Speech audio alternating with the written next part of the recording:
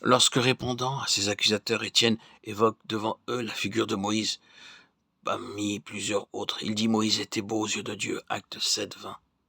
Ainsi, en est-il de l'âme rachetée, sauvée de la destruction par le Rédempteur et pour lui, à la nouvelle création en lui. Le Seigneur dit, tu es belle, ma bien-aimée. Des premières expériences faites dans cette vie nouvelle et de l'intelligence que nous en avons dépend de l'intensité de notre recherche de Dieu, notre désir de cette communion face à face. Avons-nous vraiment compris les principes élémentaires du message de la croix? De même que Moïse, dans le berceau de Jon, fut placé sur le fleuve, de même nous, qui étions aussi des condamnés à mort, nous avons été plantés en Jésus, au calvaire.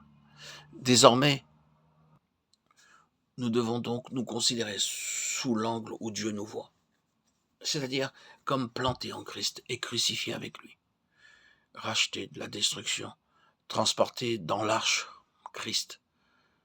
Nous sommes de nouvelles créatures et sommes appelés à marcher en nouveauté de vie. Dans toutes les Écritures, nous retrouvons cet enseignement sous des formes diverses. Dieu emploie l'histoire et l'image pour annoncer le calvaire. Le déluge du temps de Noé préfigure le jugement et la sentence de mort prononcée sur l'ancienne création. La malédiction sous laquelle elle se trouve et ceux qui sont entrés dans l'arche sont comme l'image d'un monde nouveau, d'une vie nouvelle. Après les années du désert, Israël traversa le Jourdain pour entrer au pays de Canaan, et l'arche demeura au milieu du fleuve, jusqu'à ce que tout le peuple eût passé. Au calvaire, les eaux de la mort menacèrent d'engloutir le Fils de Dieu. Elles l'environnèrent, l'enveloppèrent, et nous, les maudits, nous mourrons avec lui. Quand la fille du Pharaon vit le bébé, elle fut saisie de compassion. Elle l'adopta et le nomma Moïse, tiré ou sauvé des eaux.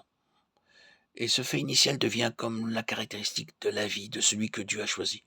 Il a été tiré des eaux de la mort et élevé comme fils de roi. Quand il est grand, Dieu l'attire au désert, l'enlevant à son milieu mondain. C'est la vie du désert seul avec Dieu. Puis Dieu le retire de la solitude et le choisit comme instrument pour faire sortir Israël d'Égypte.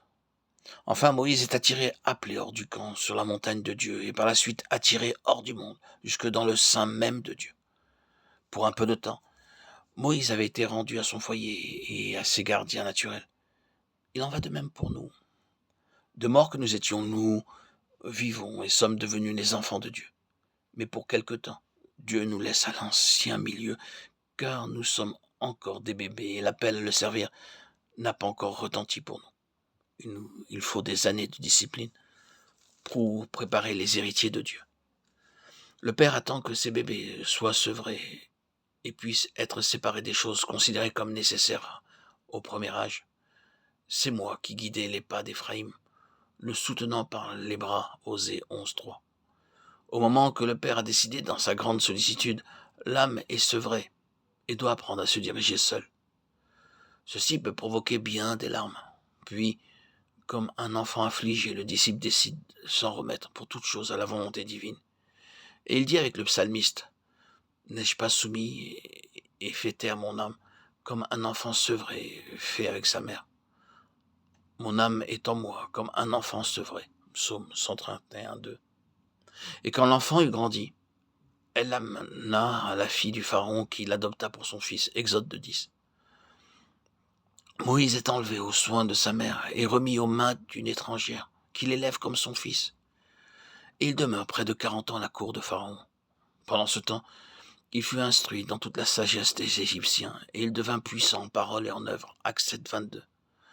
Tout le temps que l'héritier est enfant, il ne diffère en rien du serviteur, quoiqu'il soit maître de tout. Mais il est sous des tuteurs et des curateurs jusqu'au temps marqué par le Père. Galates 4, 1, 2.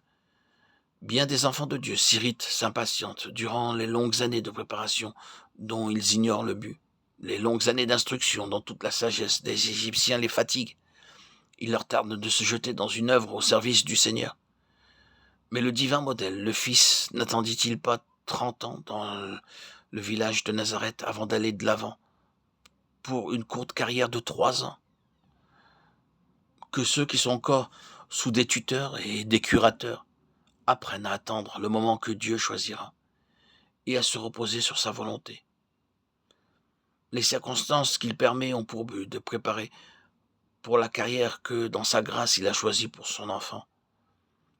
Sachons attendre jusqu'à ce qu'il nous ait montré le modèle de vie qu'il veut pour nous, de peur que, dans notre impatience, nous rejetions les choses mêmes qu'il permet pour nous équiper en vue du service spécial qu'il nous destine dans sa vigne.